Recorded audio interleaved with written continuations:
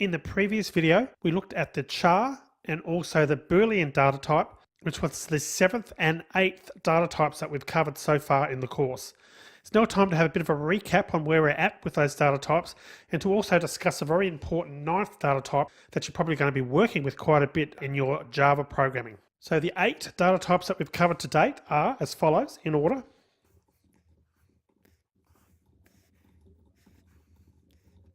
So we have byte, short, int, long, float, double, char, and Boolean. So these 8 data types are actually what's called primitive types in Java. Now when I say primitive type, that's actually something that's defined by the Java language and is named by a special reserved keyword as you've seen. For example, the keyword byte, short, int, long, so on and so forth. So each of these primitive types, as you've found out, as you've seen, has its own style and is used for different purposes. The byte, as we found out, can only hold a number in the range of -128 to +127, and as another example, the Boolean can be true or false only. As you get more experienced in Java, you'll learn to use the right primitive type data type for a given computing problem, and that's actually all part of becoming a programmer, and I'm going to be teaching that as we go through this course. So again, just to reinforce, those 8 data types we've looked at are primitive types in Java and are built into the language. As we go further through the course, you'll find that there's a way to create your own data types, also known as objects. The interesting thing about doing that in the future is you can actually combine data types. For example, you can create sort of like a super data type that contains maybe a byte, an integer, and a double. But we're going to be talking more about that in future because we're really getting into the concepts of creating classes, and that's actually an entire section of the course in its own right just to do that. For now, it's enough to know that these are the 8 basic types that are built into Java and that there is the ability for you to create your own as we go further into the course. And just to be clear before we continue any further, I did create a new project. You can see on the screen it's called Strings. We've created a number of projects each time, so I'm going to assume you're pretty familiar now with the process of creating a new project. So just call it Strings, and the package name as normal can be whatever you like. So they are the 8 primitive types built into Java, but there is actually a special 9th type that whilst you can't say that it's a primitive type, it's actually something that's going to be used so commonly and it's been so integrated into the language, it really comes across as the 9th data type. So I'm talking about something called a string. So firstly, what is a string? Well, a string is a sequence of characters. In the case of the char, as you saw, that could contain just one character, and the char could also contain a Unicode character, as we showed.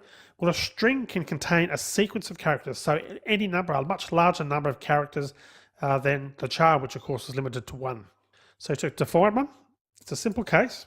Just type string, my string equals, this is a string. So we're using double quotes this time. Remember with the char, we used a single quote around the character that we wanted. In this case, with a string, we use the double quote around the sequence of characters that we want to represent as a string. And just to ensure that that's printing out, we can actually just print it out to the console.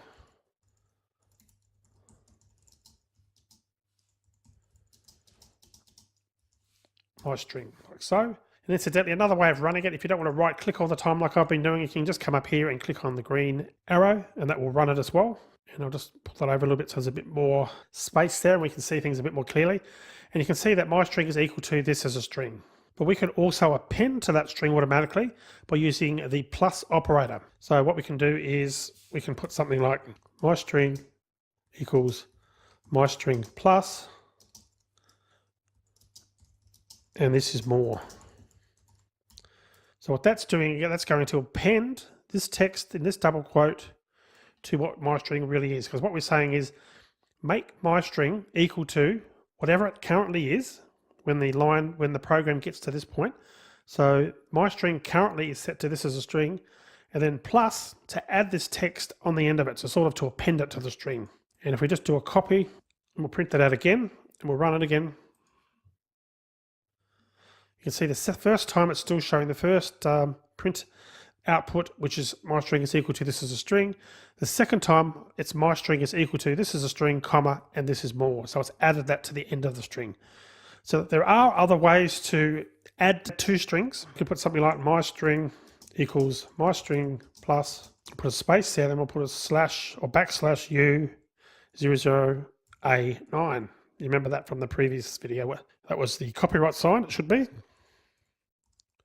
So if we do that and do another print, we'll run that. My string is equal to, this is a string comma, and this is more, full stop. And the copyright symbol, as you can see there, 2015. So that's just appended it using Unicode characters. So you can do that as well. But let's try something different. Let's type a new string. We'll create a new string called number string. And we can put a number in the double quotes. And what we're going to do is we're going to add something to it. Number string equals number string plus 49.95. So my question to you is, what will happen there? Will this automatically, because they're numbers, will it add up and say 250.55 plus 49.95? That would equal 300, normally if my math is correct. So what will happen in this scenario? If we go to print this out, the result is number string. So what's going to happen to that? Do you think the answer is going to be 300? Well, let's run it and just see what the answer is, what it actually comes back with. And can you see up here what it's done? So it's taken the first value, 250 and a dot 55, then it's looked at the next bit and added 49.95 on it. However, it hasn't treated it like a number, it's treated it as text only, so it hasn't done any calculations on it. And the reason it hasn't done any calculations is we haven't used a data type that supports numeric operations. So in other words, we haven't used one of the primitive types like a short, an integer, a float, a double, and so on, that actually allows you to add numbers together. In this case, because we've specified the data type to be a string, we're dealing with textual data only, and we're not dealing with anything of a numeric capability. So in other words, it won't do those numeric calculations. Later in the course, I'll show you how you can convert what you think is a number from a string to a number. But as far as the default operations for a string are, it's going to treat something as a string every time. So let's now look at another example. String, we'll call this one last string. Here's another example. And let's actually create an integer called myInt. We'll make that 50. So what do you think is going to happen if we put last string equals last string plus myInt? Well, it turns out that that's valid Java code because we haven't got an error there. So something's happened. So what do you think is going to happen when we go to print this out?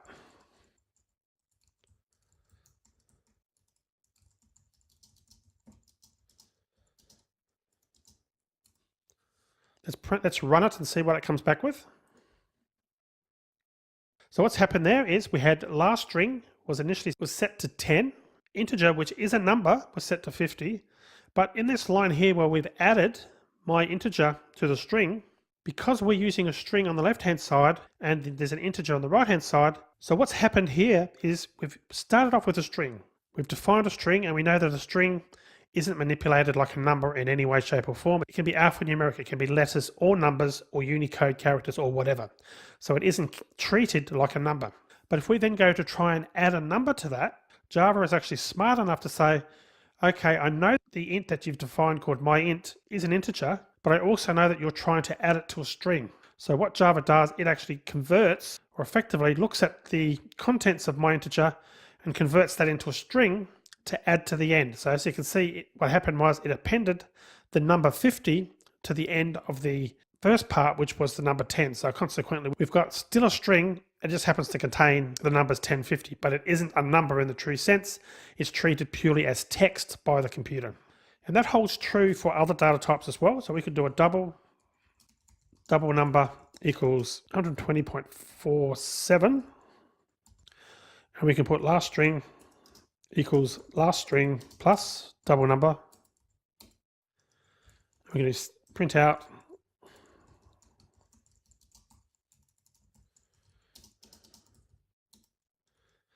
you probably can guess what's going to happen here. Let's run it and see. And as expected, it added this bit here, the 120.47. Again, it got converted to text and got added into the string as text. Now, this is only a very elementary way of dealing with strings and adding to strings. In later lessons, we're going to go through this and look at some more of the advanced features of a string, because we can do all sorts of things. We can delete characters out of it. We can append characters which you've seen. We can insert characters at specific positions. There's lots of flexibility with strings, but we need to know a little bit more about classes before we can get into that in too much detail. Just want to make it clear that what I'm showing you today, this plus something along these lines, you wouldn't normally do something like that in your programming. You'd use other functions to make it a bit more clear what you're trying to achieve. But at this stage, we just wanted an introduction to the string class, and that's where we've started. And just to make that a little bit clear, we know that the 8 data types that we've explored prior to the string were primitive types. The 9th one, even though it looks like it's the same, it's got its own keyword, and it's got an assignment, and it's got a literal that you can add to the right hand side. It's actually not a primitive type. It's actually called a class, and it's treated differently. But the Java syntax for this they've made it easy for us to use a string class. So from your point of view, you'll be able to treat it more or less as a 9th primitive type. So the bottom line here is strings are extremely powerful, and we're going to be using a lot of strings as we progress through the course. That's it. So hopefully now you've got a good understanding of what a primitive type is. You now understand the string class and how, even though it's not a primitive type, you can more or less treat it as one when you're using one. So in the next video, we're going to start talking about operators. Now, you've already seen some operators, but perhaps you didn't realize that was what they were called. Operators are these things here. And some of the operators you've seen already are the plus, divided by, multiplication. That's just a couple that you've seen. So, and they actually deal with primitive types, and as you saw with the string class, and they're used much as you'd think they would be used. For example, in the case of a long, we can use the plus operator to add 2 long values together. We're going to go through because there's also some extra operators that perhaps you aren't aware of, but we'll be talking more about operators in detail in the next lesson.